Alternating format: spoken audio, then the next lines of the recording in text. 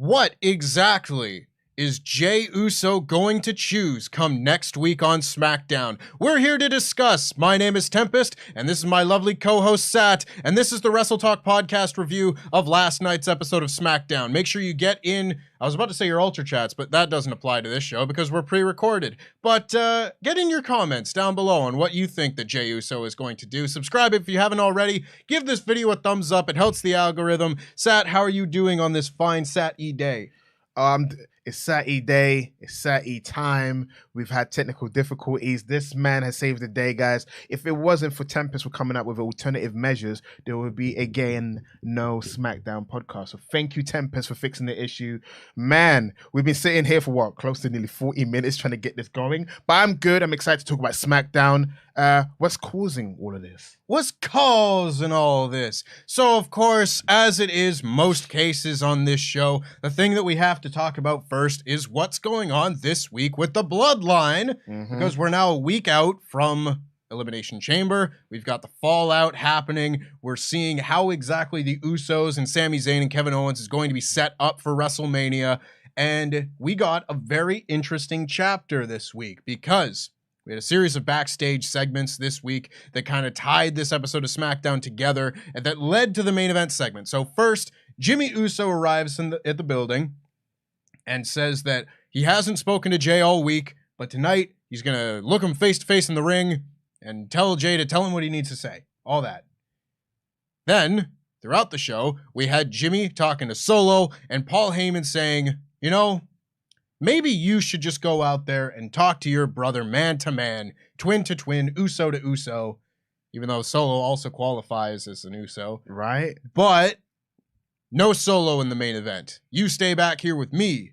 And then we find out later from Paul Heyman that Roman Reigns has texted him to say that if Jey doesn't shape up, get this settled tonight, next week, Roman is going to arrive to make sure that it's settled. Ooh. So this all sets up the main event segment. Yes. A very good main event segment that I very much enjoyed because you had Jimmy Uso coming out and saying that he always has his brother's back. Always has Jey's back. At that point, Sami Zayn comes through the crowd and Sami Zayn gets in the ring and says, I'm not here to fight. I just want you to know that when you hit me with a super kick at the Royal Rumble, that broke my heart, man. We were dogs. You were my dog. Yeet, all that. You made me an honorary Uso. You welcomed me into the Bloodline. Even when Jey couldn't stand me, I always had you, and you didn't even hesitate. You didn't even hesitate to drop me at the Royal Rumble. And Jimmy just says, man, you are so selfish. Because we didn't pull that trigger. You did this. And I have to back my family. That's what family does. And Sami says, you know what family doesn't do is manipulate you. Family doesn't make sure that you have to jump through hoops to show your loyalty every single week, like Roman does. Yeah. And through all this, Jey Uso then appears in the crowd, up where he was last week. He's up in the top of the crowd, top of the stairs, and Sami notices that he's there, and that's when, bam, Jimmy hits him, drops him. They continue, they fight. Jey makes his way down to ringside, never hops the barricade, but he's getting closer, and they're fighting, and at one point, Jimmy looks over at his brother, and that's when Sami hits the haluva kick, and then Solo's about to run out. He gets out of there, and Jey and Sami, they share a little moment. They look at each other, and then Sami hops the barricade, and he starts heading off as SmackDown ends. So, Sat, first of all, what do you make of all this? So, what I like about the segment was neither man were in the wrong. So it's quite easy because we're sympathetic to Sami's plight. It's easy to forget that Jimmy Uso, from his point of view, a friend that he brought into his family, into the bloodline, turned on the bloodline. So it's kind of like, what do you expect? This is my blood. You, in his mind, in Jimmy's mind, you disrespected my family. Because it's fair enough. Yeah, they're getting browbeaten, they're getting manipulated by Roman, they're getting gaslit by Roman. Did Sami not know what the Bloodline's about? Did he not watch Hell in a Cell and see Jey, beg Roman, hey, leave my brother alone? It's not like Sami's a naive kid. So in Jimmy's mind, it's like, what joining the Bloodline entails. When you have to acknowledge Roman, what does that mean? You have to kiss his ass. So you wanted to join a group so badly. Now all of a sudden, like, oh, you know what he does, family. It's kind of like in Jimmy's mind, oh, because it suits you now. Doesn't mean it suits me in terms of like, all of a sudden you don't want to kiss his ass anymore. Now you tell me you don't have to kiss his ass. What's that about? That's our family. That's how we operate. If it kind of get in or get out. So I like the fact that Jimmy did throw it back on Sami saying, mate, that's my family. You disrespected my family. What did you expect? You think I'll back you over blood? Blood's thicker than water. It's been said for centuries before the Bloodline group was even a thing. So why would he back Sami, who turned on his own family, like Jimmy's family? What if Sami turns on him down the line? So it's kind of like blood runs thicker than water. So I like where Jimmy was coming from, and I like where Sami's coming from. Like, family don't manipulate each other, which is true. But Roman Reigns has trauma from the Shield days because he had friends, and one of the friends turned his back on him. So Roman likes to manipulate his family members, so no one turns on him. So ironically, the one that did turn on him wasn't family, which kind of shows you that's why he has bloodline. That's why he manipulates people, because Sami proved why Roman operates the way he does. So everyone is in the right somehow, and Solo's quiet throughout the whole thing. There are a lot of things that I really liked about this one in particular. First of all, I like that this segment just exists, period, because, the main emotional driving force of all this is Sami and Jey. That's the bit that we're really looking forward to and trying to theorize what Jay's going to do next week, if Sami's going to be involved in that, how they are going to interact in their WrestleMania match, all that sort of thing. Yeah. That is what is at the forefront of our minds. But this is a segment that once again reinforces the fact that everyone in this storyline is their own very defined character. Agreed. It's still not the Usos. It is Jey Uso and Jimmy Uso, who are completely separate characters. Because Jimmy's interactions with Sami were always different than Jay's, and now we get to see how the fallout of this whole turn is affecting Jimmy. Jimmy, for the first time, by the way. This has been 2 months in the making, this whole confrontation. Absolutely. Because, again, you look at Jimmy, and he hasn't been, like, the most integral part of this storyline by any means. No. But he's still a very prominent character on SmackDown, and seeing how this is affecting him, how it's motivating him, what his new goals are, everything like that. It's so important to just making this story really feel multidimensional, because if you just had Jimmy Uso is just the angry soldier, it wouldn't make as much of an impact when you see him going up against a very in-depth character in Sami Zayn. So I really like that, for one. Another bit of this that I really like is that you get to see just how important it was that Sami's the one that turns on the bloodline. Yes. Because, and again, I'm sure they could have told a very good, very in-depth story with all of this had Roman been the one to pull the trigger and hit Sami and do whatever. If they chose to go about this the other way and kick Sami out of the group before he really gives him a reason, then all of this is different. True. All of this is so very different, because now it is everything that you just said. It's Sami Zayn choosing not to follow Roman, and everyone else having to choose blood over that because Sami gave them the reason, as opposed to just looking at Roman Reigns being villainous and turning on this guy and them maybe I'm being a little bit torn about it. But no, Sami Zayn is the one that has wronged the group in their mind. Yeah. And I like seeing that all play out, because I think in a more lackadaisically written story, you could potentially just see that moment and that decision of who turns on who not mattering as much. Like, it could just be that's the vehicle that gets them to the WrestleMania match. And the thinking that goes into a story like this maybe wouldn't be taken to that next level. I could very much see a story like this kind of being written where, regardless of who turns on who, you're seeing the same promos afterwards. Yeah.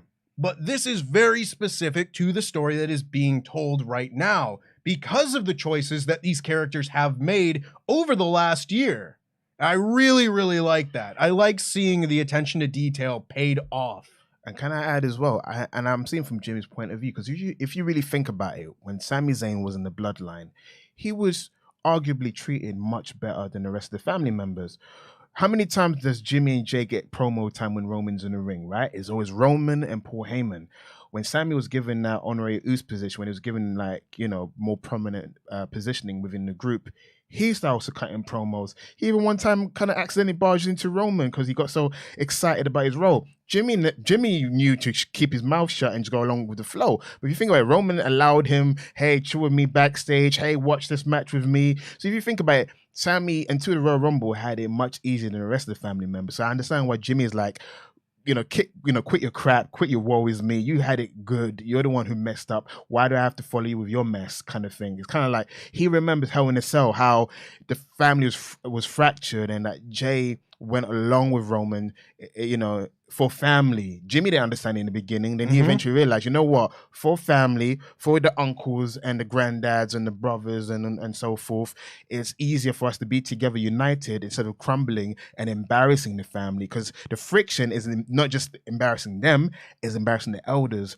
of the Ananawi family. It's kind of like you're making us look like because never before have any other tag teams or groups had infighting. This is the first time an Ananawi family members are having friction, so it's embarrassing the whole family. Well, except Rock and Rikishi, but we don't really talk about that. But it's the first time you're seeing the family divided. It's more than what Sami's saying. For what Sami is fleeting, for Jimmy, he's thinking about consequence for years, because the consequence can fall down on the kids. Roman's kids, Uso's kids, this kind of thing you can't come back from. For them, this is more than wrestling storyline. This is more than belts. This is family. So I understand where Jimmy's coming from, and I understand where Sami's coming from. But Jimmy's point of view was integral, because we're seeing Jay's point of view. Like you said, we see Sami's point of view. Heck, Monday Night Raw, we saw Kevin Owens' point of view, but Jimmy's point of view was also just as important, because it's time to invest in this tag team match. If there's ever a year to make a tag team match a main event of a WrestleMania, this is the year. It's now or never, because you can never have a hot of a storyline like we're having right now for the tag titles that's eventually going to happen. Yeah, absolutely. And it leads me to now wonder what we're going to see next week on SmackDown, because, of course, they set up Roman Reigns being there to give Jey a talking to of some sort. And this, to me, is where the real emotional crux of the story needs to happen, because by that point, we will be like 4 weeks out from WrestleMania. Not a lot of time. So if we need to get from this point here, where the Usos are kind of divided and, not a unit to go against Kevin Owens and Sami Zayn, and I mean, Kevin Owens and Sami Zayn aren't same a boat unit right now. We need to start seeing the progression to get from here to there. There's only so much time. I'm not saying to rush it, but I feel like the big emotional moment is coming next week. Yeah. What do we get out of that? I think you really need to see Roman Reigns be the manipulator, the gaslighter, the real villain of this family next week. Like, or not. What? Sorry, I know you. Sorry for cutting you off, but it just came into my head. What if Roman appeals to him in a different way? He gives Jey what Jey always wanted, the respect. What if he goes, "I'm sorry. I need you. The family needs you. If you leave, we all fall down." That's what gets to Jey, because he can browbeat him. I feel like it's kind of stereotypical. We're expecting bully Roman, but what if we get charming Roman? Yeah, I mean, but even still, that's another form of manipulation. Of course, yeah. To get what Roman wants out of it. Of course. I need next week to be the moment where Roman gets Jey back on side. Yes. By manipulating him. And it can be, gaslighting him into, just typical manipulative family type stuff, or it can be that. What if he sheds a tear? Yeah, that'll be one. Imagine he starts breaking. Roman breaks down. I need you. Roman breaks down. They hug, and you just see like the smile on Roman's face afterwards. Something like that. After the betrayal, I think the smile shouldn't happen after the reconciliation, because it seemed kind of manipulated. It should be after Jey does the bidding. We're like, yeah, I got him back on the side. Yeah, yeah, because ultimately, you are going to have a match at WrestleMania between two heroes and two not villains. Because the Usos are not going to be villains in this, because they are going to, in some way, be sympathetic because Roman is the villain. They're the ones that have been led astray, manipulated, the whole deal. And I really think that can lead to a super emotionally charged match, especially if it's put on the biggest stage, main event of WrestleMania Night 1. Who knows if that ends up happening? But there's so much depth to that. And I think a lot of that depth is really going to come into focus next week. The more we talk about it, the tag titles has the main event. The reason I'm saying it is I don't see it as a case of like wait and see with this tag with the tag titles, because I'm not saying the women can main event anytime they want to. They've done twice already. I'm saying that I feel there's more chance of women main event in subsequent WrestleManias than the tag titles ever main event, if that makes sense. Yeah. And also because of how over Sami Zayn is as well, you want the most over act in the main event. Because for example, if you do Charlotte and Rhea, it could get hijacked. They could get tired after the tag title match, wherever. So learn from Austin and Rock and Hogan, and just put the most over thing in the main event. So that way, it's the main event angle. It's been the main event of every pay-per-view for like the last 6 months. Just do it. Just do it. The answer is before you. The people are telling you what the main event is. Just go with it. But let us know in the comments below what you think Jey and Roman and the Bloodline are going to do next week. How will Jey decide what he's going to do? Is he going to be manipulated? Is he going to stand up for himself? Let us know what you think in the comments below. But for the time being, we have the rest of SmackDown to get through, because there were some good matches on this show. There was some stuff that I enjoyed. And there was some other stuff.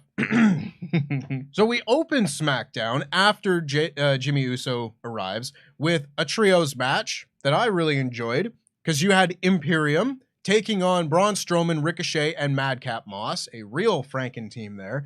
And I really enjoyed this for a few reasons. One, I thought it was just like a really good opening match. I think Imperium have come a long way as a trio.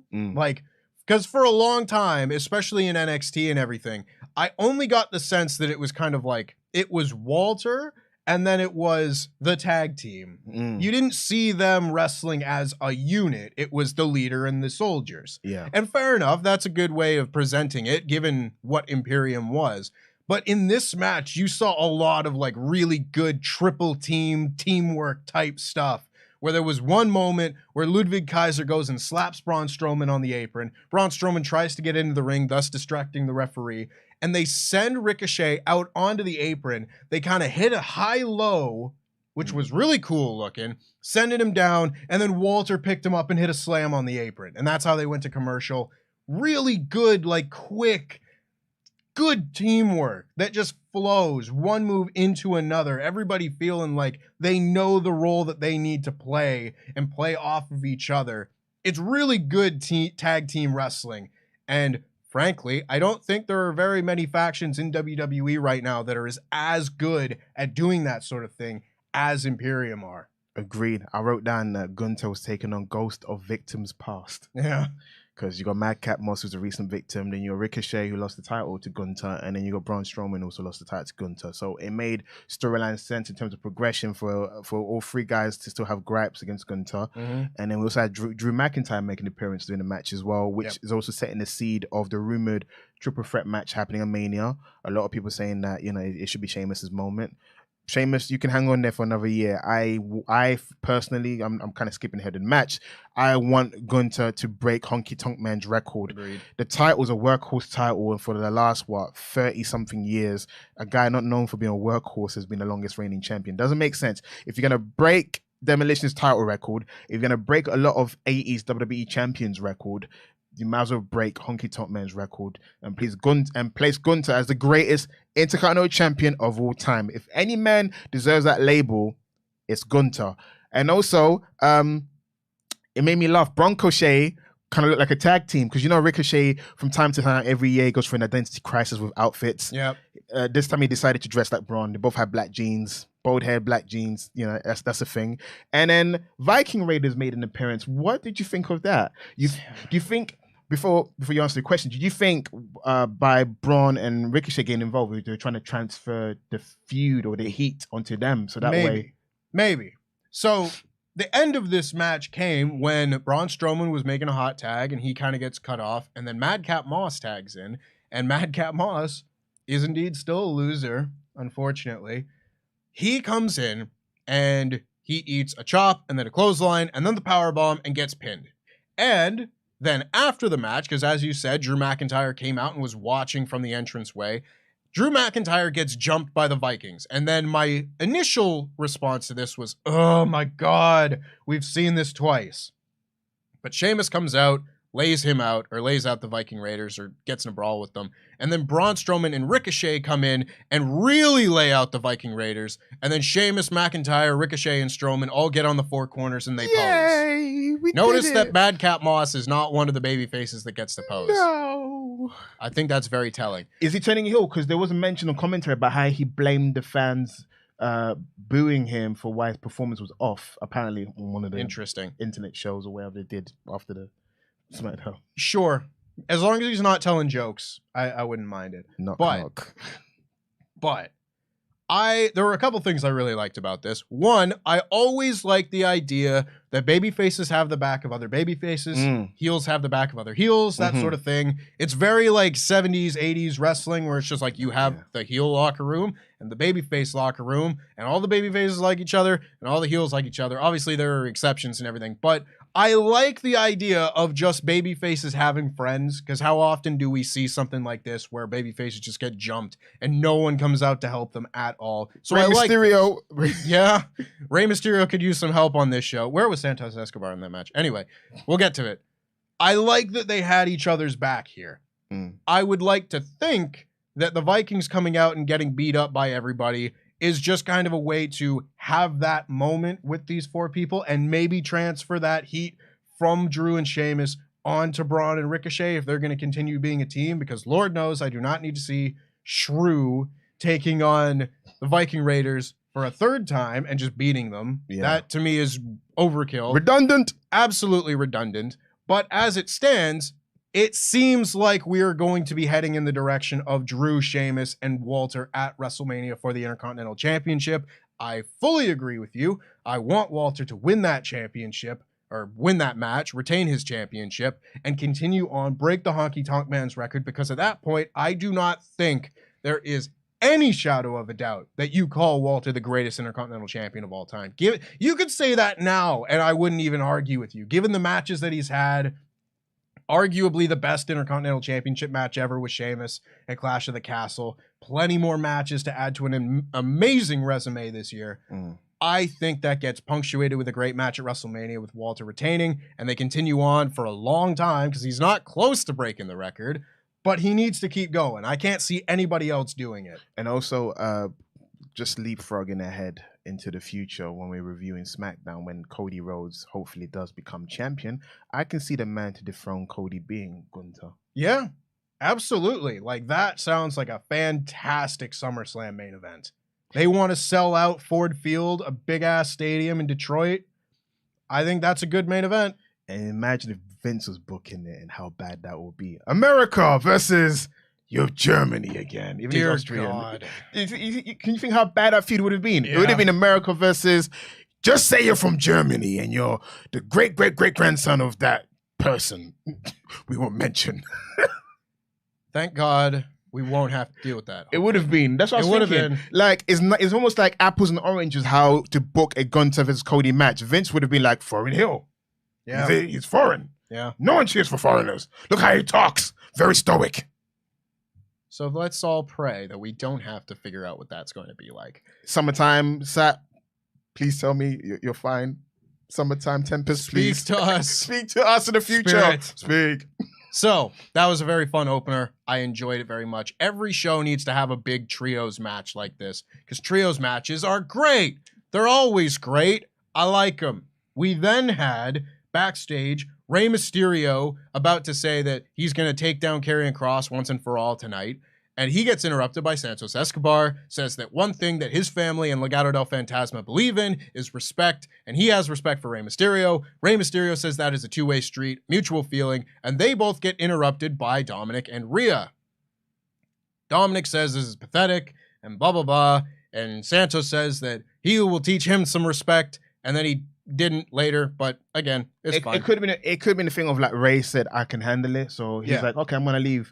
But I was gonna ask, is Santos a baby face? Then it dawned on me, by proxy of Hit Row turning heel, You have to turn the tag team their feud into face because the balance is off. Yeah. So by that default, Hit Row's now heel, Legado now baby faces. Honestly, I think it works because Legado does the exciting flippy wrestling that works a lot better in a babyface style. And Santos Escobar is just great. Babyface in NXT 2.0. For those of you that did watch it, we watched it because we got paid to watch it. I wasn't watching at that point. I was. Santos is a great promo as a babyface, very passionate. He very much, like you saw the backstage exchange between him and Ray when they swapped masks. That's very much the Santos you get as a babyface. He was red hot in NXT 2.0 as a babyface. Really exciting to see Santos Escobar just in the mix more because he's someone that I would book this brand around in 2022 and 2023. Same. 2022? 2023. 2023 and 2024. What year is it? 2023 and I really, really hope to see... I don't think he's the person to beat Walter for the Intercontinental Championship, but he is someone who should be Intercontinental Champion very soon. By the end of the year, I would say. So, that plays into the match that Rey Mysterio and Karrion Kross had later in the show, which we will get to in a little bit. We had the backstage deal with Jimmy and Solo and Paul Heyman, and then we had LA Knight coming down to the ring. Yeah, to cut what I thought was a really fun little promo, because he comes out, and he's such a good talker. Everything that he says feels like it carries weight, and he says that it's the time of the year where everybody's talking about WrestleMania moments. He says he's not looking for a WrestleMania moment. He's just trying to earn the most money, win titles, and the best place to do that is at WrestleMania. So at WrestleMania, he's going to give WrestleMania an LA Knight moment, because you can't have a WrestleMania in LA without LA Knight, He then gets interrupted by the New Day, Kofi and Xavier, and they come out, they make fun of him. They say that WrestleMania moments are special because Kofi had one. Kofi Mania became WWE champion, one of the greatest WrestleMania moments of all time. Absolutely, here. And they set up a match. They said, Xavier said, Adam Pearce, you're very good at your job, so let's send out a referee and let's get this match on the road. And that's exactly what happened. They sent out a referee and they had a match. And I thought the match was pretty good. It did have a little bit of the wonky babyface heel dynamic where the heel was getting distracted at ringside by the babyfaces, and it was like a 2-on-1 situation, which doesn't quite work. But I did find Xavier very entertaining at the same time, so I'm kind of more forgiving of it. And I like what you said in the office while you were watching the show today, where I don't have a problem with LA Knight losing to Kofi Kingston because I like Kofi Kingston. I want him to be pushed as a former WWE champion, potential upper mid-card to main event level guy, someone who's been here forever. He should be someone who wins more of these matches on SmackDown. That being said, I would rather they weren't beating LA Knight full stop, because I really don't think he came out of that Bray Wyatt feud looking very good. I think he made the most of what he could with it, but he lost in a bad match. And now it's okay, we're going to move on. And he's just kind of been, pissing around for the last month and a half or so. And now he's just lost again. So I would like him to string some wins together, also be put into that kind of upper mid-card tier, like a Money in the Bank winner candidate. But I just don't see it right now, unfortunately. That being said, this was a really fun match. When you were talking and you're describing things, it just came into my head. There's a chance LA Knight is not going to get a match at Mania. I had that thought watching this segment. I think the segment is meant to be the storyline of him not getting a match. I see him interrupting WrestleMania and either getting stunned or rock bottom or whatever legend they have in the back. Hey, Goldberg, you haven't done anything in a while. I could see if Vince was booking it. I don't know. Triple H booking it too, or he's got Vince in his ear. I can see LA Knight being humiliated at Mania because he wants to be at Mania, make Mania moments. Because the word is moments, LA, moments. There's not always positive moments for wrestlers, especially if you're a heel. So a WrestleMania moment for LA Knight could be him getting humiliated at Mania. Also, it could also be a seed that's been set for a LA Knight talk show, because that's another way he can get on Mania. And also the way he was humiliated by New Day, a 2-1 affair. I was saying to you, if I wasn't mistaken, you'd assume that this was meant to lead to LA Knight getting some sort of backup or something, but who knows? Yeah. Who knows what's going on with LA Knight? There's many possibilities. I'm with you. You can't mess around with LA Knight in terms of WWE is very age conscious. Push him now. Santos as well is like in his late 30s and he looks in great condition, whatever. What does it mean to be late 30s nowadays? Who knows? But book these guys. You know, who knows how long we had them for? Let's just not piss about. They've been in NXT maybe a bit too long. So now they're on the main roster. Push them to the moon. To the moon. When's he showing up? But yes, I completely agree. After Raw, after Mania. That's what I assume. Yeah, probably. This match ended up with Xavier Woods doing like a drive-by trombone blast because LA Knight was on the middle rope and Xavier just like jumped by him and went, distracted him, and Kofi Kingston there was able to hit him and hit Trouble in Paradise, and that was the 1, 2, 3. A good little match, I thought. Very fun TV match, and yeah, I have no other notes. And LA Knight's got a great vertical leap. He leapt onto that top rope with ease. How many 40-year-olds can do that? Ha! Yeah! Yeah! We then had Charlotte Flair going to the ring to go face-to-face with Rhea Ripley. Instead, she went face-to-face with Dominik Mysterio. Why not? Because Dominik comes out calling her Queenie. Went to high school with someone named Queenie. Really? Personality-wise, was she okay? Yeah, she was all right. The name Queenie, yeah, I don't know. I just don't know. It's not her fault. It's listen, fault. Anyone named Queenie, you know, it's a name. You make it what you will. I'm not going to say anything about it. Congratulations, you can relate to Queenie. Charlotte Flair now. Yeah, you are Queenie. Yeah. So, Charlotte Flair and Dom, they go back and forth a little bit. Dom says that Rhea is so strong, and when she gives me a hug, she damn near breaks my back. I bet she does, Dom. Charlotte says, like, what do you want? Little boy, you're coming out here, El Nino, and says that she's got a real Latino man at home with a thicker accent. I love that. Popped me. That was smart because she went with a thicker accent, and I was like, yes, that's a witty line. Because I was watching just a random, sidebar. I was watching an AWW thing, and then you had Mark Madden say to Miss Hancock, "You could sit on my lap." I was like, no. The whole point is we think you need to say something dirty, you need to say something witty. So go Charlotte Flair for saying something witty. I loved it. Thicker accent. He does have a thicker accent. He sure does. Yes. He sure does. Shout out to Andrade. I wonder when we'll see that guy again. How you know? This continued on a little bit longer. They just kind of took shots at each other. Dominik said they had a lot in common. Charlotte was like, all right, explain. Dominik says that they are both like generational wrestlers. Charlotte's a second-generation wrestler. Dom's a third-generation wrestler. Sort of. That's your great uncle. Doesn't really count. Whatever. It does count. It's different. It's not. It's in the family tree. If your uncle existed years before you and you came afterwards, you're second generation. It exists. It doesn't matter if it didn't. You don't have to come from your daddy. You don't have to come from your daddy. You come from your uncle. You come from your auntie. You come from your cousins. Heck. Debatable, but I don't care enough about it to get into it. I care about everything, and I'll debate everything. Yeah, you will. And Dom says that his father's a piece of crap. He left home and was a deadbeat and everything, and said that Charlotte's dad, Charlotte was never as good as her dad and all that. And Charlotte says, well, unlike you, I love my dad, and it's his birthday tomorrow, which I guess is today, so it's Ric Flair's birthday. Woo! Indeed. Gave a happy early birthday to Ric Flair. And Dom said at WrestleMania, Rhea is going to prove that Charlotte Flair is just not good enough to be her dad, her everything like that. And this gets Charlotte Flair all worked up. She starts starts intimidating him. And then Rhea Ripley comes out, and they just stand face to face. And then Dominik pulls her back, and then they stand face to face again. And that's the segment.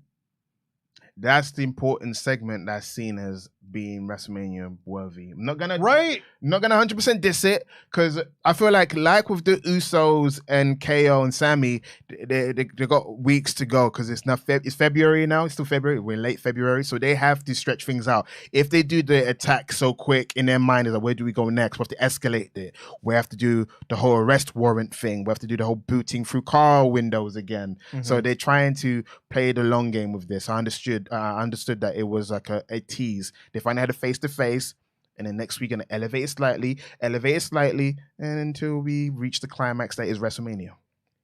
I do think that you bring up a very interesting point, though, because all of this talk of what's going to main event night one of WrestleMania is swirling around, and I think like matches on paper, I think Rhea and Charlotte is a fine main event match. I think Asuka and Bianca is a fine main event match. I don't think either of those matches come even close to the emotional significance of this tag title program at the moment. But again, there's time. We'll see. But if this is the type of thing that they're expecting to heat everything up, I don't think it's going to get there. And I also wonder just how long they can keep this Charlotte as a babyface train going. Oh, no. I feel like when we get to WrestleMania, Rhea's going to get the pop.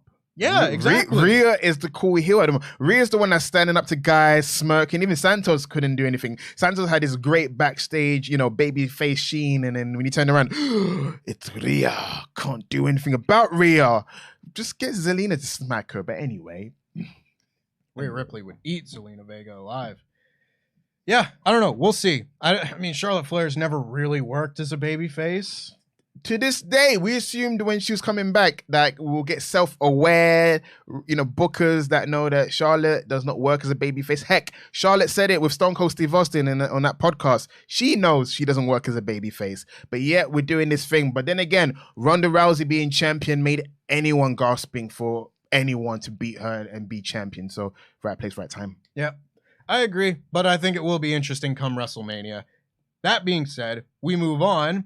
Natalya took on Shayna Baszler in a Who is Natty's Partner This Week match. Mm-hmm. It was Tegan. Tegan also suffers the same issue as Natalya. We call it tag team amnesia. They just pick it. 1 week is Shotzi. The next week it used to be Shayna. Tamina used to be Once Upon a Time. Heck, Beth Phoenix, her best friend. Heck, the Bella twins are cool with her. Heck, Ronda Rousey's cool with her. Natalya's got a litany of friends that she had once upon a time. And Tegan keeps on forgetting that Shotzi was a tag team partner before she left on that sabbatical. Mm-hmm. The sabbatical that we don't talk about. Mm-mm. Yeah, so Natty is shown backstage, and she's talking to the doctor, having needed to be medically cleared for a match tonight against Shayna Baszler. And Tegan is just kind of hanging out, overhearing everything, as you do. She just goes up and says, Natty, I've seen what Ronda and Shayna have done to you. I've got your back tonight. It's like, okay, cool. They go out, they have the match. It's not a very long match. Nope. Natty avoids the knee strike that broke her nose, rolls Shayna up with a schoolboy, and then gets distracted by Ronda Rousey, gets locked in the armbar, and taps out. And then Ronda and Shayna go to fight her, and Tegan comes in, knocks down Ronda, Shayna leaves, they're on the entranceway at ringside, and Ronda's like, who is that? And Shayna's like, it's Tegan Nox. He's like, You'll fight you next week, Tegan Nox. No, calls her Skittles. Skittles, I'll get you next week, Skittles. And I pop for that. She called her Skittles because of her hair. I like that. Ronda's doing the Brock Lesnar thing. She doesn't watch any other show besides the show she's on. So she's like, who's that? And then Tegan's like, and then you got Shayna. Yeah, I used to be in NXT, so I know everyone. That's Tegan Nox. Who? Skittles. It's fine. I don't care about any of this. But it's really hard to care about any of this. Because it's going to be a tag team match next week, isn't it? It's been announced. Is it? Yeah. Oh, I wasn't paying that much attention. I guess so. Because I'm about to say that how long will Tegan last in the ring with Ronda, but I realized it's a tag team match. How long will the tag team match last? And you'd think they'll be building a tag title feud right now. You'd think, based on the rumors, it's going to be, Shayna Baszler and Ronda Rousey at WrestleMania for the tag titles. But part of me thinks it's going to be either a triple threat or fatal four-way. So you got Becky and Lita. So if you watch Monday Night Raw, that was announced they're going to challenge for the tag titles. I think some chicanery could happen, or Lita and Becky do win. So they're going to go into WrestleMania as champions. And you have Liv Morgan and Raquel Rodriguez teaming up together. Because Liv has done so much the past year to turn her career around. She deserves. I feel like the tag titles is going to be multi-women match. Like they've done before. Another turmoil match? I don't know. Oh, God. No. I don't want a tag turmoil match. Just do a four-way. But There's so many women that you want to get involved. Not everyone can be on WrestleMania. You're right. Do you think it'll be like a fatal 5-way maybe? I don't know. Wait, this Trish. How do you do a fatal 5-way tag match? There's not another corner to put them in though. Just do a triple threat to start off, right? That's the best way to get around it. But then again, they might have to tag out. I'm confused. I'm tired. What did I suggest, guys? I don't know. I don't know. These t-shirts are too tight, too, Billy. These t-shirts are too tight, Billy. Oh yeah. It's it. Yeah. We then had the return of the Firefly Funhouse. Again, shout out to you people. Said it was a one-off last time. I was people. You were people? I was people. And listen, I admit, when I say things and it doesn't come into fruition, I'll be the first to put my hands up and say, you know what? I was wrong. So this was some interesting stuff. Yes.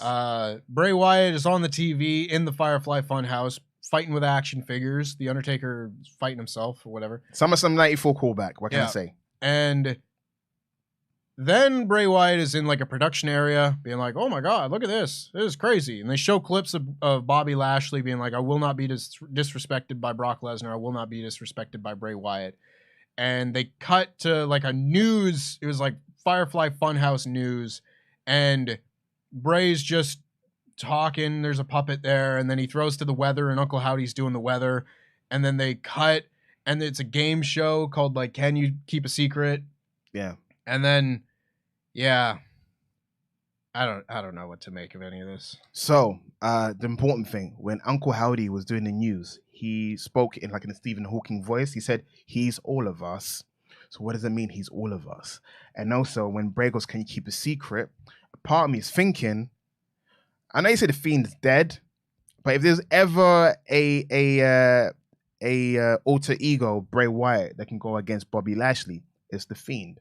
So I know as much as there's certain people that watch a Bray Wyatt segment and they quite easily poo-poo it.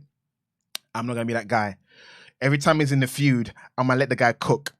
When the dish is finished, which is WrestleMania, that's when I'm gonna judge. Alien Night feud, retroactively, yeah, it wasn't that great. So we're now back on that train. You can't, when a person's cooking, you can't go, that tastes like crap. Let me finish the stew. Let me finish the food. So I'm going along with it. Okay, I'm Mr. Wait and See. So I'm gonna continue to wait and see because there are some Bray Wyatt fans out there that want to wait and see. So for you guys out there, we ain't gonna disrespect Bray Wyatt and what's going on. I'm gonna wait and see.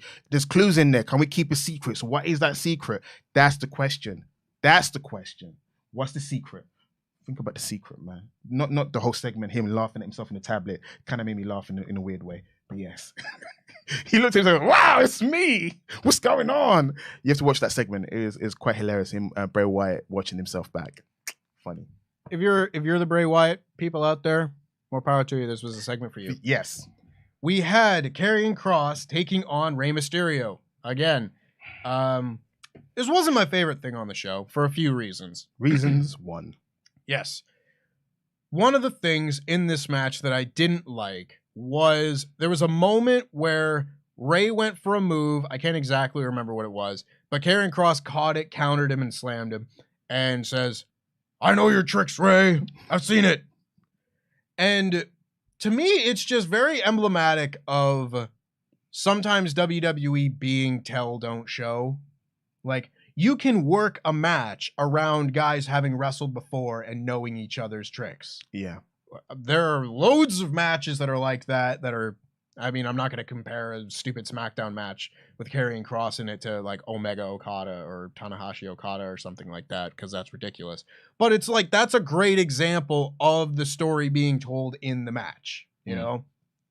The same story, just they've wrestled before and thus know more about each other now. Yeah. And it doesn't need like Saturday morning cartoon villain dialogue in order to do it. So that's my nitpick for it. It's not that big of a deal, but I would rather they show, don't tell, and just let the match tell the story rather than Karrion Kross just having to be like, haha, I know what you've got, Rey. Regardless. Where are Rey Mysterio's friends is the second part, because they go for a few minutes. It's not a very long match, but Rey Mysterio goes for the 619. Scarlett's on the apron. When Rey hits the ropes, she falls into the ring, and the referee's like, oh no, why were you on the apron in the first place? And Rey looks at it and goes, oh well, and goes to hit the 619 anyway, and then Dominik appears at ringside, grabs his legs mid 619, throws him to the floor, is like, hit me, do it, coward. Rey doesn't hit him, gets back in the ring, gets hit with a forearm, gets put in the cross jacket. That's it. He falls asleep. That's the end of the match.